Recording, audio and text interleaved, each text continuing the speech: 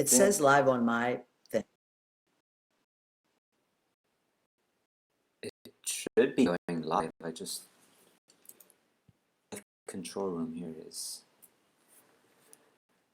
I'm the worst at all this technology stuff. So am I, and God knows why I got into this like YouTubing thing if I can't even like write an email. Like how that happened, I don't know. We're driven to share our story. I know it's a desire to share and to Hmm. spread the knowledge. I had a really hard time watching your like introduction video. Oh, really? Okay, It's it's is there anything you can recognize from it? like our stories are very similar Seriously? and almost yeah, I have goosebumps just saying it. Oh my Truly God. almost identical. Okay, And let me kick this off okay. because we are live. And here I am doing this interview with Paleo Boss Lady, also known as, may I say your name? Hmm. Diane. Hmm. And well, it's she has a fantastic short story to share with us, namely that she has multiple sclerosis as well, and she reached the point that she was in a wheelchair and that she was completely dependent on other people to help her until she decided to turn her life around. I'm not going to tell the whole story. I'm going to let Diane tell us how that happened, what she changed, and where she's at right now. So I'm super excited about this interview, and I hope you guys are going to enjoy it just as much as I am. So, Diane, this is your cue. Please tell us about your story. Thank you so much for having me, and thank you so much for sharing your story and the work that you do. It to me it matters because community is the ground on which I stand. So hats off to you for being driven to want to share. And my disability actually didn't land me so much in a wheelchair because my problem wasn't with my legs; it was with my hands. I lost use of Ah, both my hands, right. so I had full-time help and people living with me because that's the highest form of disability you can have is not being able to use your hands. Mm-hmm. I did stop being able to drive long before I lost complete use of my hands because I had such a strong involuntary limb jumping spasms from MS that my right leg specifically would just sort of jump around. And I'd be in the car many times and realizing that my leg is spasming so bad, like I could literally hit the gas or brake when I didn't mean to. Oh God. It became very unsafe. Yeah. But I was diagnosed with multiple sclerosis at the age of 23. Um, the reality is I had a job that was in a hospital and I had to get the hepatitis vaccine. Uh-huh. And I got the vaccine, and the next day I woke up with symptoms of MS. And you have a video, your like welcome video on your YouTube page. And if you just put my name in there, we have very similar paths. So our journeys have been very similar, even though we know that with MS, there are commonalities, but it's really a very individual disease. Right. So I do have MS, Hashimoto's, Epstein-Barr, and potentially Lyme disease. And I say potentially because it's like $400 in America to have a confirming test. And I don't really need to Oh, spend money for right. something I already know. Yeah. Um, but the moral of the story is that I'm a type A overachiever, and at the time I was diagnosed with MS, I joined the board of the National MS Society, which in the United States is a big organization. And at that time, they didn't have disease modifying drugs. And I literally did everything. I signed up to be the guinea pig for disease modifying drugs. Mm. I raised money. I was the largest fundraiser in many states in the United States, one of them, Pennsylvania, which is a huge state that's Mm-hmm. really saying something, and you're the Mm. largest fundraiser.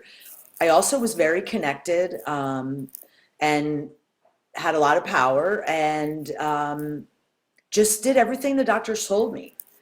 And Mm-hmm. still by the age of 37, using disease modifying drugs and everything, I became disabled from the effects of MS on my body. none of my hard work or nothing I did really seemed to be able to stop its Right. path. And I tried food. At that time, I'd already tried Swank, Pritikin, vegetarian, Atkins, eat right for your blood type, Yeah. and none of those did anything to change MS. I was constantly moving, so my mindset in the beginning was I would beat MS out of me, so I would work out in that vein. So it wasn't Mm. really a healthy lens for working out, but I consciously moved my body and paid physical therapists and high-powered trainers to work with me, and consistently did that work. Became a yogi, became a certified yoga instructor. Um, when I couldn't move my body, I went to MS swim classes 3 days a week. Like I did everything, Mm-hmm. diet, lifestyle, studied Buddhism, was on the board, took all the drugs until I spent almost $2.5 million, because in America, our health insurance isn't really very supportive, I and know. almost 90% of the people with multiple sclerosis go bankrupt, I know. mainly because of drug costs Mm. and treatments. And the standard of care in America requires you to have an MRI every year, like all these things. And, I did whatever they told me to do, because I believe that if I tried my hardest, raised enough money, took all the medication, moved my body, like it would all somehow help. But it got to the point where on a good day, I could use the ladies' room, dress myself and feed myself. And, you know, I had to spend money for my own full-time help. Like in America, again, they're not going to help you with that. And so I had to use my own money. They will once you don't have any money. Okay, great. Well, then you're going to be put away, because Mm. rather than them keep you in your house because you can't pay for your house anymore, they're going to put you in an institution. And we are the second youngest and largest population in institutions in America, people with MS. So Yeah, I've it's heard. not like that reality wasn't really true. I have a daughter, and at the time when I only had about a year's worth of money left in the bank, and that was without any physical therapy, any modalities that were helping me to just know when to go to the bathroom, because that was a struggle for me to feel those Mm. urges, that sensation, to be able to dress myself, feed myself, hold a fork. It was even cook food. It was almost impossible. And if I wasn't gonna, I had enough money to live, but without help, I quite honestly didn't even know how I was going to feed like I didn't know what I was going to do. So I contemplated suicide Mm. and went to this event, this festival, this arts festival, sort of no consumerism, man and nature event called Burning Man in the United States. Mm. And Burning Man is, in the most respectful way, a freak show, meaning that you can be whoever you want and you will not be judged. You can't buy and sell anything. There's a lot of artistic expression, so you're around all that energy Yeah. of, you know, the of the stuff that's not in your life when you have MS. Because when you have MS, you're constantly like, am I going to move my body today? Am I going to be able to go to the bathroom today? Am I going to be in pain all day? Like, what does the day hold? And when you're in the sense of art, it's all about whimsy and imagination. And but they built a temple. Mm.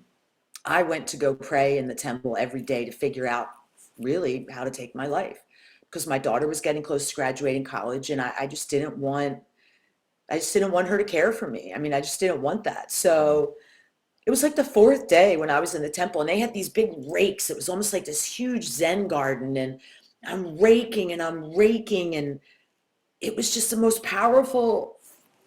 I like woke up, and it was like, in America, our healthcare system is a for-profit business. Mm. And if you're doing everything right and you have millions of dollars and you're totally connected, like, how could you still be failing? Like, the system is not set up for me to win. Mm. And I didn't realize it until I had nothing left. And I just decided that I had to shut everything off. I had to continue the Burning Man sensibility of no consumerism, no contact with the outside world.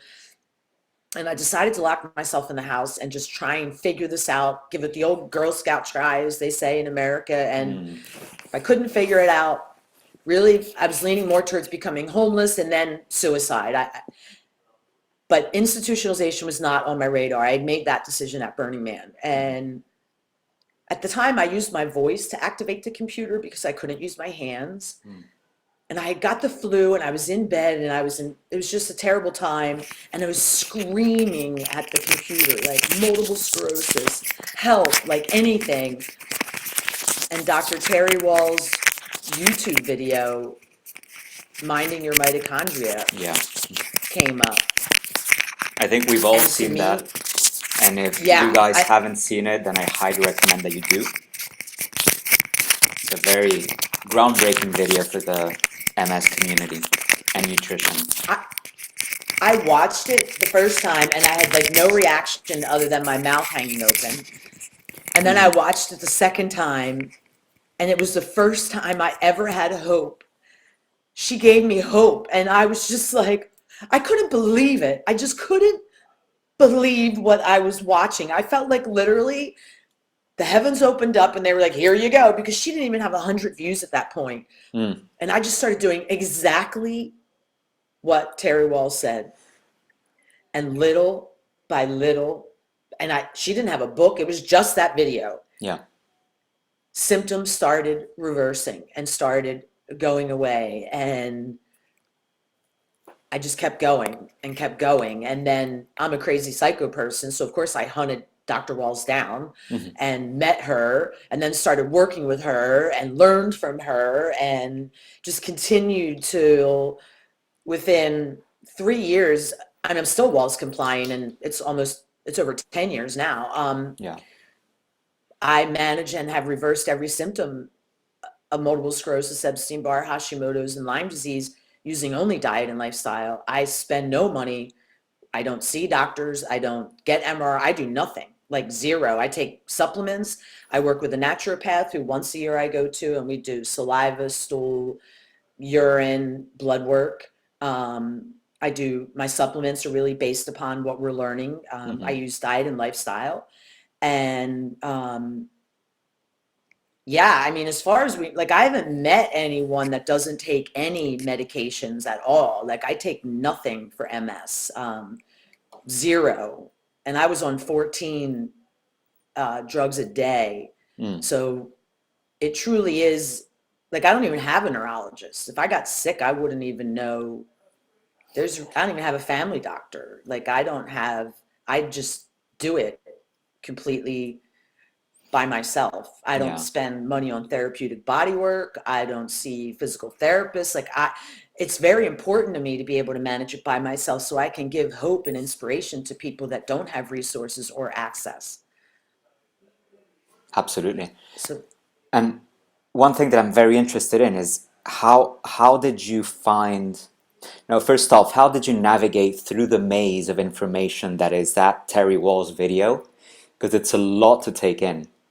So did you like try and see, like trial and error sort of approach to it? And how did you feel that was the right, method? When did you feel that it was the right method, and when did you notice the symptoms starting to diminish and to remit? And what was the first symptom to actually start improving? great questions. Before I saw Dr. Wall's video, my physical therapist recommended I give up gluten because she was like diagnosed as celiac, and she gave up gluten. And she's like, it helped so many things that I didn't expect it to help. Like, you have nothing to lose. So I did, but I did it really unhealthy, meaning if it said like chocolate chip Oreo or whatever, gluten-free, I ate it. Like I still wasn't reading ingredients. Right. And I gained like 30 pounds, and but the limb jumping didn't go away, but it wasn't as like flailing. So I was noticing that. So there was hope in that little bit. And then I went to a nutritionist because I thought, okay, there is something here with food. Maybe I should work with a professional. So I went to a nutritionist, and she put me on a like 45-day sort of thing that was paleo, although she didn't identify it as paleo. And it had just a few things that are not paleo, meaning instead of having a whole egg, things she was saying egg whites, like just different lenses, but still you would classify it as paleo. So I did that. And I noticed again the spasms were also again diminishing, still Mm-hmm. present, but not, I'm not like this. I'm not looking like I'm convulsing. My eyelids aren't like, I had stuff moving all the time. Hmm. And even if you couldn't see it moving, I could feel things moving. So that was a constant struggle for me. And I also always felt like I was going to fall over left because I had no feeling on the left side of my body. Mm. And just by doing that paleo 45-day challenge with the nutritionist, the feeling of falling left started diminishing. So I knew that food was important. Then I see Dr. Wall's thing and I'm like, okay, well, now it's exactly, and she basically is a modified form of paleo because she's saying eat Yes. meat, fruits, vegetables, but she has a combination, which is 9 cups, 3 cups of leafy green, 3 cups of sulfur rich, which are going to be your mushrooms, your onions, garlic, things like that. And then 3 cups of colors, beets, carrots, apples, whatever, whatever. So that's all I knew. Like now, when you read her book and stuff, she has limits on how many nuts you should have, how many, like I didn't know any of that. Okay. Mm. I just did what she said on the TEDx. Hmm. And within 21 days, the limb jumping stopped, like gone, and has never returned. Mm. Um, I started January, and by that October, I was off almost all of my drugs. I went off disease modifying drugs, and not because of my healing, because I could no longer, my injection sites were so bruised and my body was so broken. I injected for 19 years with Avonex, Beta Seron. 19 Yeah. years. Oh Like my I God. gave it the old Girl Scout try, spent $500,000 of my own money to pay for it, because that's what it costs in the United States. And so I started going off all the drugs, and within 18 months, my left side, which had been dead since I first got sick, I couldn't feel it, had trouble moving it and using it, woke up. That's still totally alive, this side. And within like 3 years, pretty much everything. Mm.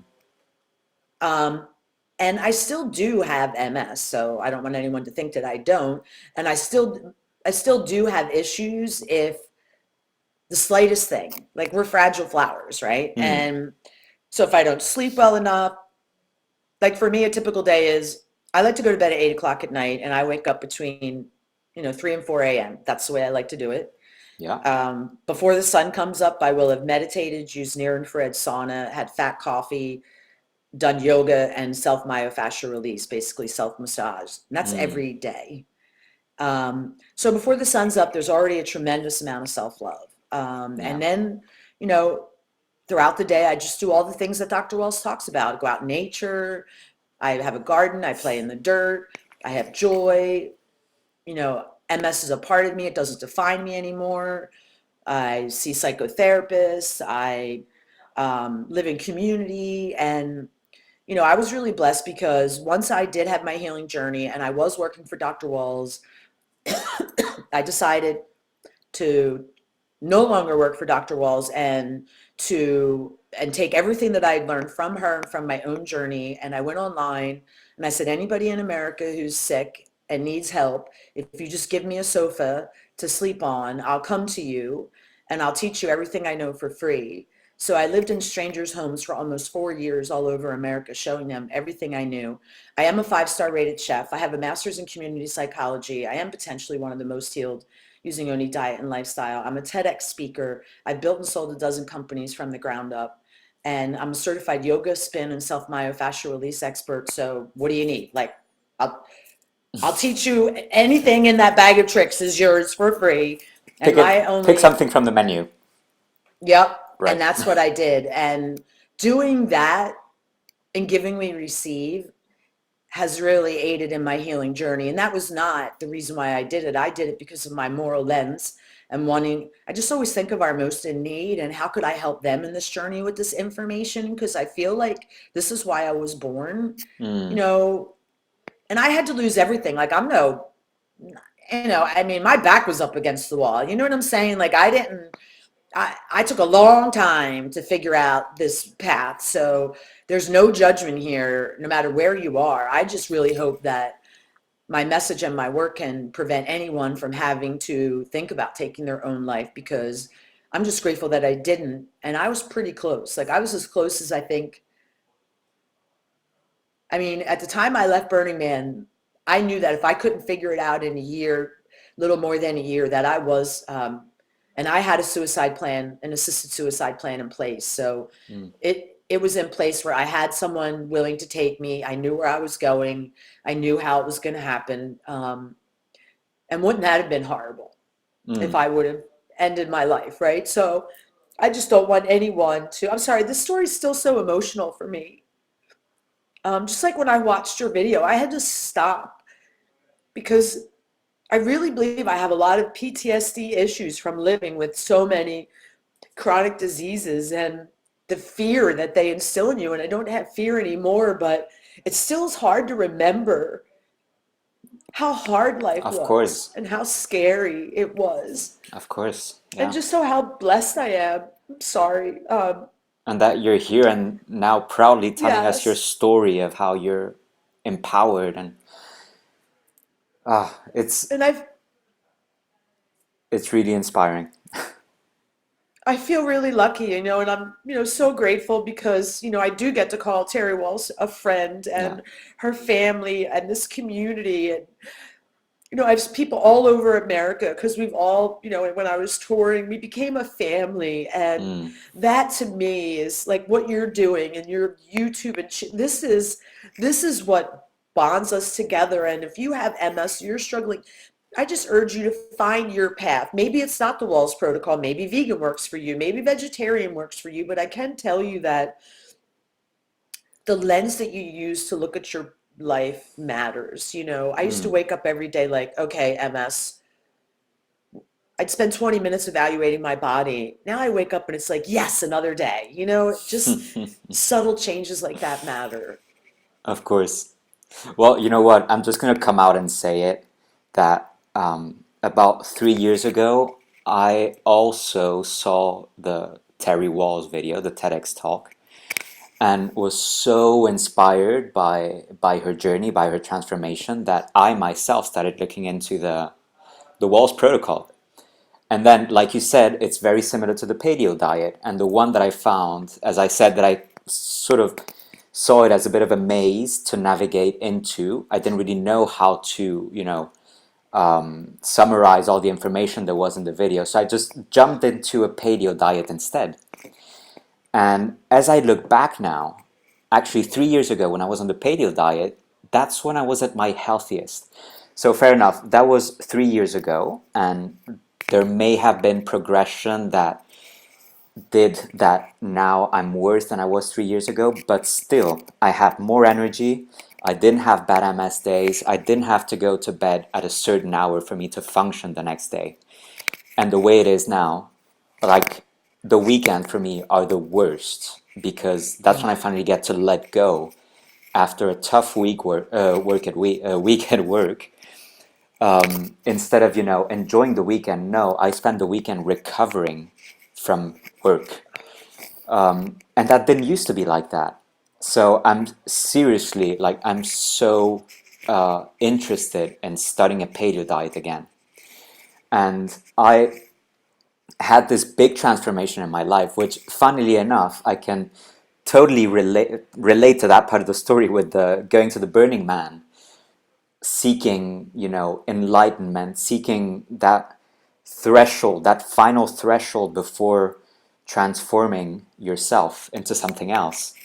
That was my only dream, going to the Burning Man, getting over all my fears and perhaps living life in a different way from then on. So that never actually happened, unfortunately. But what I did is that I took the plunge into transformation, that I moved from Denmark, from a secure lifestyle, secure job with family around. But still, it's a Nordic land with very little light, very bad weather. I was sick all the time. And I had always wanted to live in Spain. So I took the plunge and I decided that was the peak moment of depression, that I decided that my life could not carry on like that. I moved to Spain, left it all behind, and started life in a sunnier country with a friendlier climate. And I mean, so far so good. But there's still the fact that I still want to change my diet and see if I can bring it all together and make all the elements fall into place, you know? And this also gets me to something that I wanted to ask you, namely that you're not from California, right? No, So you explicitly moved to California from a just different like from a different state, right? because I can't regulate body temperature. Right. That's even why I'm sort of in the dark. Even I'm so sensitive to Mm-hmm. heat and Mm-hmm. cold that still to this day, if I go to a climate that is hot and humid, I become like a rubber band. Like I can't move my body. Ah, And that damp cold, that rainy, snowy, damp cold, my joint pain is excruciating. yes. So even following the protocol and all the healing that I've done, touring around America, I got stuck in some of those other climates and it just the rib girdle comes back like instantly. So I have Yes. not been able to change my sensitivity to temperature. And that is ultimately what disabled me. I overheated in humidity. Mm. And for a week, I was sweating, even though I was in air conditioning. My core temperature would not cool down. And that's what sent the exacerbation it just kept coming. Like I had one exacerbation and I'd have a couple months really horrible solumedrol, and then it would go away for like a week and then it would come back again even worse. So it was not only affecting my limbs, but it was making me blind and it was making, everything. Mm. And so ultimately, kind of like what you described, where I would go to work and I would spend most of the weekend recovering Yeah. and not even really recovering. And my neurologist at that point was like, well, this is like, you can't really work if that's what your life cycle is. So um, moving to California, I only live here because of having MS. And Yeah. it's the most expensive state in America. Like, it's not really the easiest state to live in, but I only have a fighting chance here. Of course. And do you attribute that to the sunlight as well? Yes, that, and I lived up until I moved where I live now because I lived at the beach, so I Uh-huh. never had heat or air conditioning. So the temperature would be most of the year between like 50 and 75, which Mm. and no humidity, just gorgeous and Mm-hmm. sunlight every single day. Mm. Like today I'm going to the beach and it's February, and it'll Yeah. be 75 degrees. Yeah, yeah, yeah. So I get outside every single day. You know, you could probably add up 30 days if you added it collectively all together that I don't go outside. But I Mm-hmm. have a dog, so dogs sort of help you to have to be outside. Yeah. Um, and, I left my support system too. And that's a really scary thing to do. I had a house back east that was paid for. I didn't know any money on it. I could have easily, the cost of living is two-thirds cheaper than what it is in California. Hmm. I had a built-in support system. But quite honestly, my body temperature issues are so severe that I didn't have a fighting chance. Like I really don't in climate.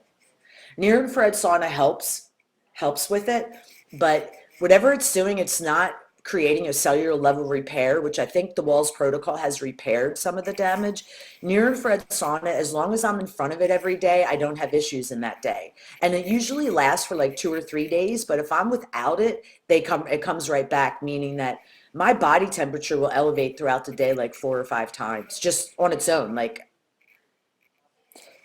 I'm not doing anything. Like I'll just get really hot and I'll just stay really hot. Like I could just be sitting there. There's lots of interviews where you'll see me just start sweating, and I'm like, this is MS. Like I don't know why all of a sudden I'm 100 and whatever degrees, but so See, it's funny, like you Dr. said, that we may have very similar stories, but then we're each of us snowflakes. Because you Mhm. say that we have similar stories, but I have the same thing, but with colds.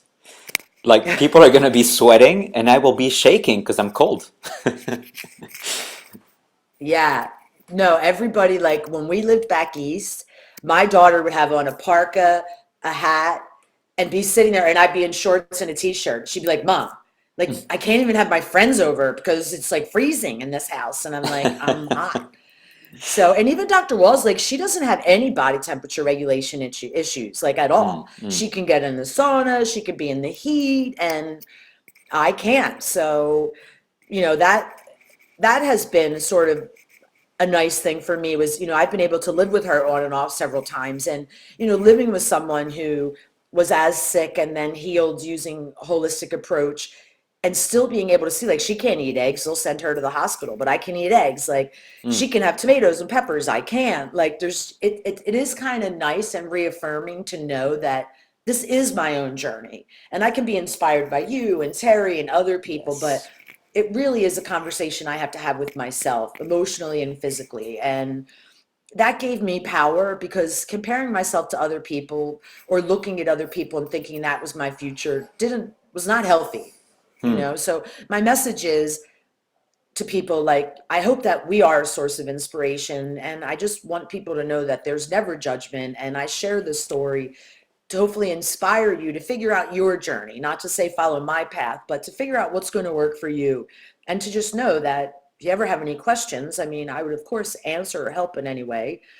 Um, all the things I've done as Paleo Boss Lady, I've never taken a paycheck or taken any money for. I truly live in service to the community. I Hmm. earn a living from companies that I consult with. So I teach at university. I'm on the radio in the United States, and um, that's how I earn a living. So the work that I do to inspire people is truly just from my heart, and because it helps me to heal, helping others.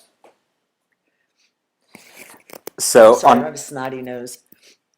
on a more general note, like you're saying that yes, of course, everyone should follow their own path and see what works best for them. But I am, however, interested about something very important about the diet that you're following, which is that it is a bit difficult to follow in the sense that it requires a lot of ingredients, a lot of preparation, and that is partly why I strayed away from it because as my life got more stressful, had less time, then little by little, like paying attention to those details started to, go in the background. So how do you make sure to get all the nutrients in and everything that is good for you? Well, first of all, Dr. Wells can only tell you what she did, Hmm. okay? Because it's not approved in the United States by the FDA, and she's almost 6 feet tall. Hmm. So she says 9 cups because that's what she did. I do Hmm. between 6 and 9 cups. So Hmm. that may make it seem a little less daunting. 2 cups of greens, 2 cups of sulfur rich. The other thing is remember, I had no use of my hands and I was living alone. So when people say, oh my God, it's so much work, it's like, well, it is and it isn't, because I Hmm. did it. And again, community. So I couldn't go to the grocery store when I couldn't afford my full-time help. How was I going to the grocery store when I had no use of my hands? Hmm. I couldn't push a cart. I couldn't pick up anything off the cart and put it in the thing. Like, I couldn't do any of it. Hmm. I couldn't carry it home. I couldn't chop a vegetable. So I got on the phone and I called smaller grocery stores Hmm. and said, listen, this is my story. If I agree to come to you and buy all my food, will you help me get the product to my house? Will your produce department chop the stuff up for me? Like, can you help me? I'm sick and I'm trying to heal. And you know what? They said yes. So now I have a grocery store that's going to help me like, now in America, you can have it delivered to your door easily, but back then you couldn't. Hmm. So I just, again, solicited community. And then we have things called a crock pot, which are like slow cookers. Hmm. Still to this day, twice a week, I take a big chunk of meat, whatever it is that you want. I just throw it in there. I slow cook it all day, and it provides several days meals for me. So Yeah. it made it a lot easy. Plus the grocery store was chopping my vegetables. Throw the vegetables in, throw the meat in, turn it on. 8 hours later, deliciousness. That made it easy. The Hmm. other thing is I got to tell you, I go by the name Boss, and there's a reason. I'm Italian. I'm 100% Italian, raised very culturally Italian. Yeah. I'm born under the sign of Taurus, and I'm from a city in America called Philadelphia. And Philadelphians are known to be very opinionated, very in your face, and very strong willed. So I'm kind of I'm bossy, like, by nature. And my parents told me, when I was born, my mother said I walked out of her smiling, entertaining the whole delivery room. And my father said that when he saw me in the nursery for the very first time, all the nurses were taking orders from me and I was in charge. So I just feel like I've just always been this way. And once I realized that I was self-poisoning by the food I was eating, like it was like a light bulb went off on my head. Like I would never, I love myself so much. Like I would never consciously put anything in my body that I knew hurt my body in any way because this is my temple. Mm, And I've just never considered doing that since I started following the protocol. Like I would rather eat 6 bananas in a day and have too much sugar than eat something outside of what Dr. Walls has identified we can eat. Like yeah. that's literally where I am. So it hasn't been hard for me. And when I toured around America, I can tell you that 90% of the work that I did is psychological to help people to stop looking at eating consciously or moving your body consciously or not going in the sun or whatever these things are that we do as we're not being deprived. We just love ourselves so much that Mm, this is how we choose to live our life. hmm. And, you know, sure, there are days, especially around the holidays, when I'm sad that I live in California and I'm not sitting around a table with 50 family members having a holiday meal, but I move my body freely every day and I pretty much get to do what I want to do. Now, do I still have one day a week where my body's like, you know what, you're probably not leaving the house today or taking a shower, and maybe you can brush your teeth and that's about it. Yep, I still do have days like that. But when I have them, I recognize them and I'm not afraid of them. I just say to my body, I hear you. Like today, I took off today and, Mm, I had a client, had a big launch yesterday, and I had to message them and say, I'm taking off tomorrow because I haven't had a day off in like 10 days. mm, And they sent me an email later, even after I said that. And I said, I appreciate this email, but I'll talk to you Monday. mm, Like today, this is what I need. So um, I think the hardest thing is that most of us with MS are type A overachievers. And look at Dr. Walsh. She has a master's in business, a master's in fine art, an MD. Look at my resume. Look at you. Like, oh, in my spare mm. time, I'm going to do a YouTube channel and inspire Yes. people after working all week and trying to heal. Think about it. Apparently, yeah, there's a pattern there. There is, and I think that, for me, I use a harms reduction approach, meaning that I know that the beach is a healing place for me. I know that the sun is good for me. So Mm, during the day, middle of the day, I always schedule in a break to go outside and play. And hmm, right now I have a garden, so that's digging in the dirt. Before I had a garden, it was going to the beach. Before that, it was hiking in the mountains, like whatever it is. mm, And and also just respecting myself. I could set out on a beach walk that I think is going to be 3 miles, and my body halfway through could be like, oh, probably not. hmm. And me being like, okay, I hear you, I respect you. Um, So ultimately, you like know, the journey with MS is a journey into self-respect and into loving yourself, isn't it? It's just that you learn how to, maybe you learn the harsh way, but you learn how to respect your body, how to love it for what it is, and realizing that that's your temple. and be nice to yourself. Like, I find that people, especially when they're embarking on the Walls protocol, because they do see it as labor intensive and restrictive in a lot of ways, Mm, take slow, steady, sustainable steps. So I didn't go from, like I told you, I gave up gluten just for 1 year and I did it mm, very unhealthy.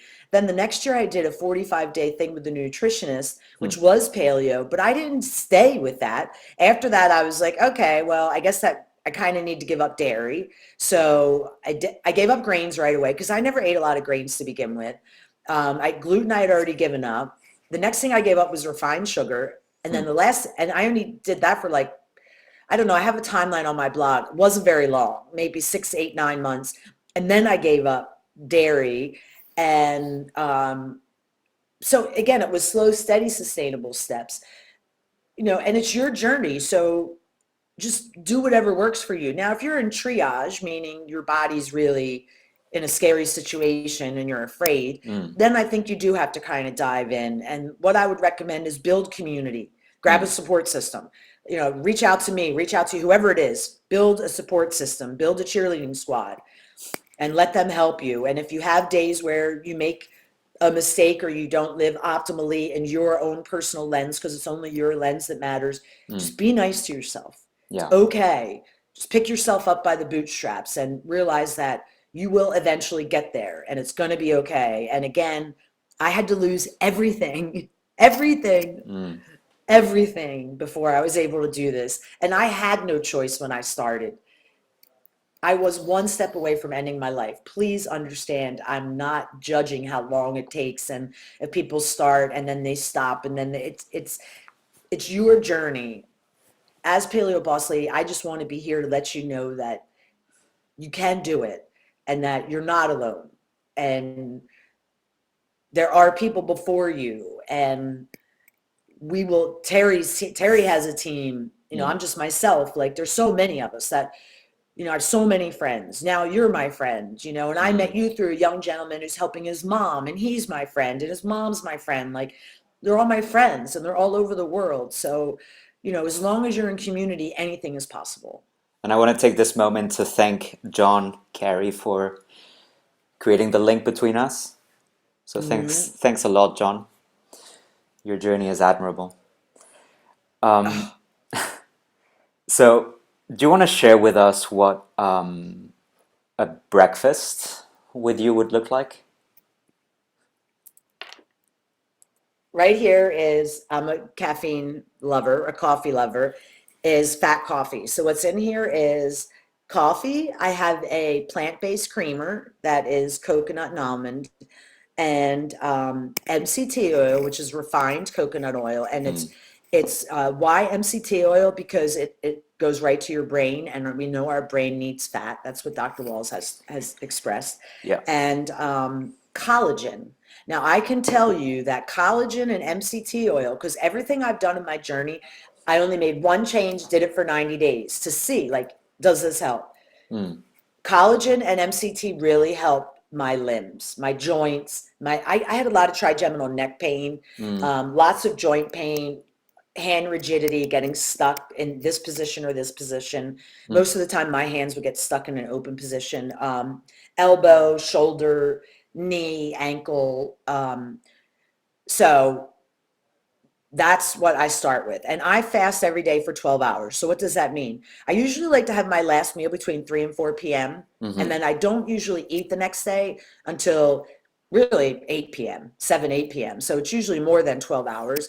And Mm-hmm. why do you do that? I do that because, quite honestly, I would go and live with Dr. Wells, and she was always not eating. And I'm like, how come you're fasting, but yet you have the Wells protocol telling us to eat all this stuff? And she's like, I'm experimenting with fasting and I want to see how it helps, So I was like, well, I want to try it then. So I started very slow journey into fasting. And what I realized is that keto, following like the Walls protocol level 3, keto, my body does not like. It just Mm, doesn't like all that coconut milk and all that stuff that she says, but I can get the same benefits having level 2 Walls protocol, and intermittent fasting. And I think it's because when you're giving your body a chance just to rest, because there's no food for it to digest for a mm-hmm. couple hours. So it's just giving your body a break. So, and then my first meal really happens because when you have the MCT oil in here, you don't get hungry. So you're Hmm. kind of full. Yeah, I know. So my first meal, I'll tell you what my first meal was today. I had a paleo nut and seed bread. Mm, So it's paleo ingredients. And I had nut butter on it with a homemade raspberry jelly. I had a mm. peanut butter and jelly sandwich. That was my breakfast. Um, and then today I'm going to go out with a friend and have lunch. So usually what my next meal would look like is I take a plate and half the plate has greens. I Right. just fill it with greens. And then I put a piece of protein, it'd be about the size of my hand. So Mm-hmm. yesterday it was a burger and I made sauteed onions and mushrooms with garlic. And I put a little homemade barbecue sauce on top. And I had a sweet potato and um, leeks and sauteed leeks and ghee. So that was dinner. The day before, what did I have? Oh, I made a steak and I had broccoli, Hmm. and again, a whole green salad.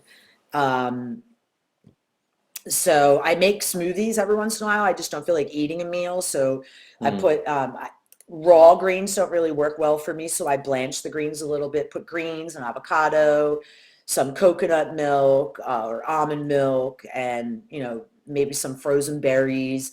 If I wanted chocolate, I'll add cacao powder. I like to put maca, some Hmm.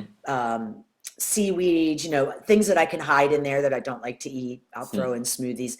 But my smoothies literally taste like a milkshake, like not like they're not green and gross or like you went to McDonald's and got like I like things that taste like a milkshake and not like I'm eating greens. Right. So that's usually it's like 2 meals a day. First meal starting, kind of later in the day. Yesterday, my last meal ended at 3 o'clock. So this morning I ate something at 7 o'clock. So I Mm-hmm. ate kind of early for myself, but normally I don't have a first meal until later. And I eat, if I wake up and I'm hungry and it's before the 12 hours, like I eat. Like I feel like my body lets me know what it needs and I just listen to it. But typically I only eat 2 meals a day. I intermittent fast every day, and then every 72 days I do every 90 days I do a 72-hour fast. Mm. Wow. And do you feel any resistance? Do you feel like you're like sort of pushing yourself to resist during those fasting hours, or like you said, is it your body telling you that like it doesn't need any food at that moment?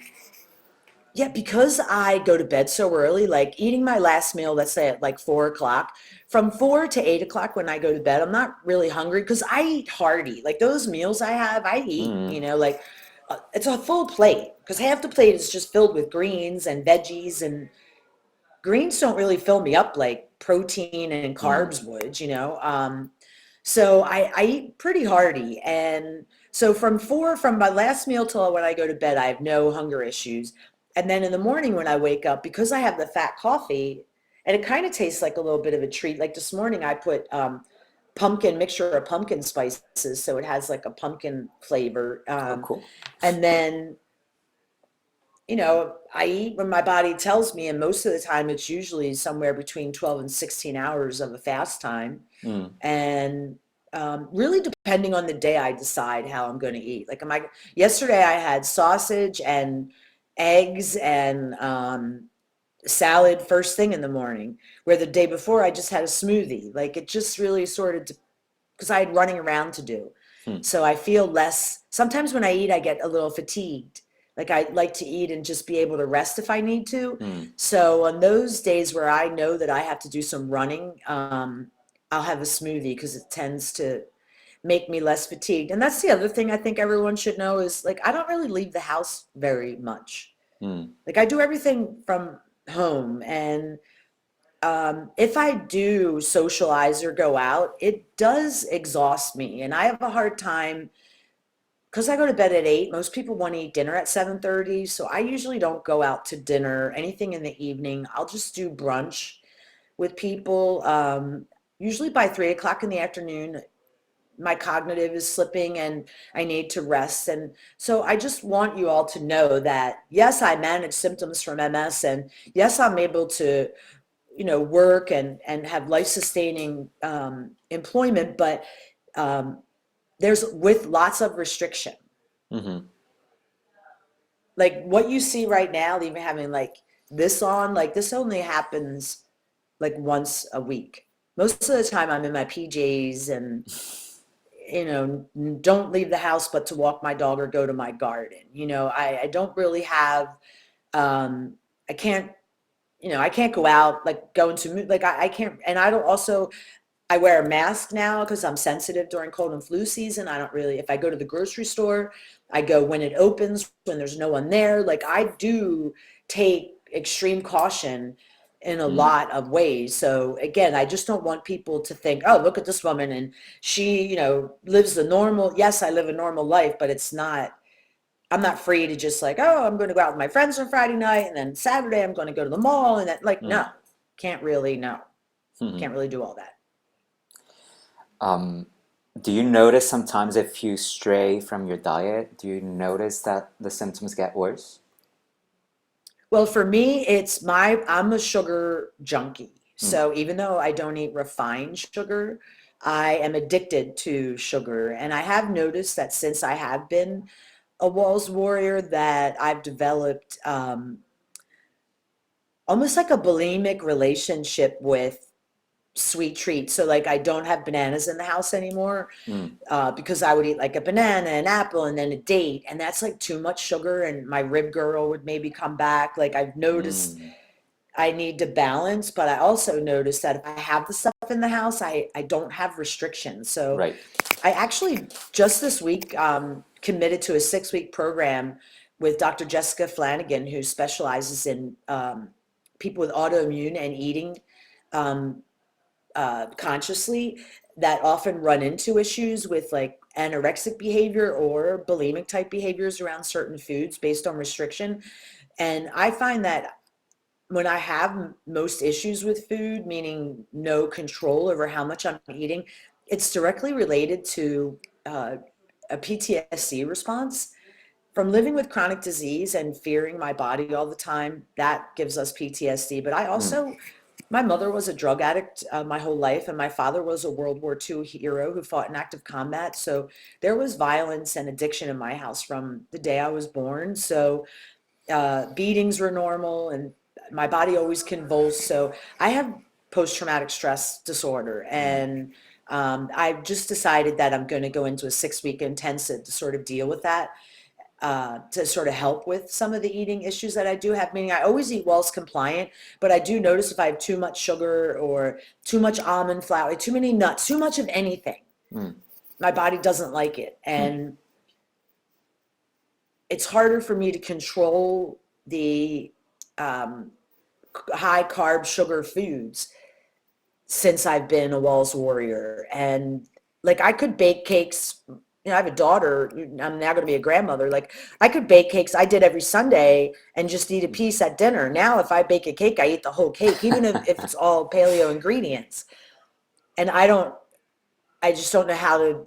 I've been struggling to sort of find control of that. And I've tried to heal it through restriction, and that never works. So I'm going to try it through loving kindness Hmm. and a loving kindness approach. And I will be sharing that journey with everyone, but that's the latest journey with food. Because yes, if I do get MS symptoms very quickly if I stray out of balance. Mm. And it's usually the MS rib girdle that comes back. It's cognitive and fatigue. They're the three that, once one comes, I know the other two are not far behind. Mm. So one last question, Diane. I don't want to waste any more of your time. Um, do you practice yoga still?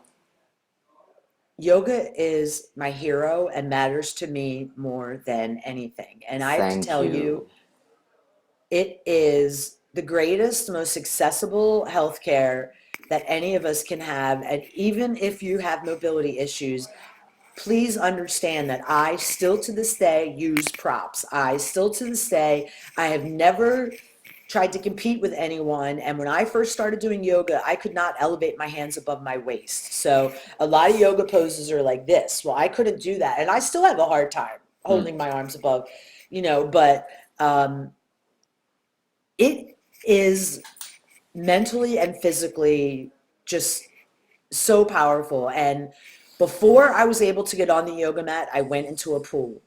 Mm. And I recommend that if you do not think you can get to a yoga mat or do yoga because you might be rigid or you may not have the best mobility or stamina. I went into swim classes that were specific for people with MS 3 days a week for 2 years. And then at the end of 2 years, I had enough strength to be able to get to the yoga mat, but I still couldn't elevate my hands, or I was still very restricted. And I was in a beginner's class, and it took me a very long time.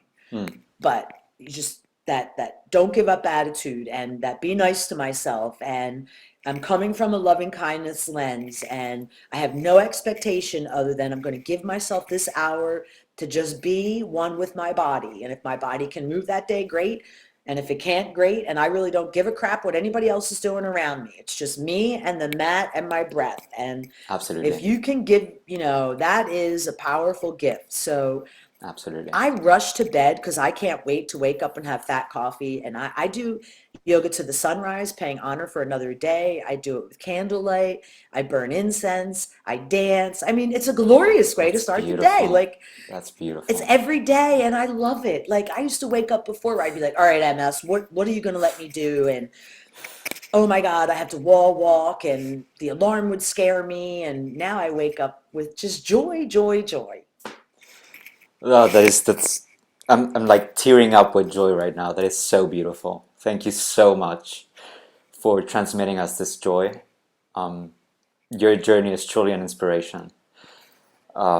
And it just corroborates my love that I have for yoga and my gratitude that I have for it because I literally feel like it saved my life. And and now I'm inspired to retake that dietary approach to my healing. Hearing your story, it's yet another confirmation that diet can help us all. So, thank you so much, Diane, for your time. It's been a pleasure. I feel like there's so much we can talk about still, but I've taken enough of your time, and I hope that we can stay in contact and discuss further matters.